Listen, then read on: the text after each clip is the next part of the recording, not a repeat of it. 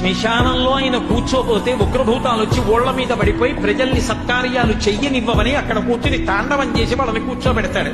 పార్వతీదేవి అడిగింది మహాభారతం అనుశాసనిక పర్వంలో, శుభ్రమైన కైలాసం ఉండగా, ఇంత ఐశ్వర్యం ఉండగా, చింతామణి గృహం ఉండగా శ్మశానంలో ఎందుకుంటున్నారని అడిగింది. అడిగితే ఆయన చెప్పాడు, పార్వతి బతికున్న నాళ్లు అన్ని చోట్లకి వెడతారు, ఏమీ తోచట్లేదు, శ్మశానానికి వెళ్ళొద్దామని ఎవరు రారు పార్వతి.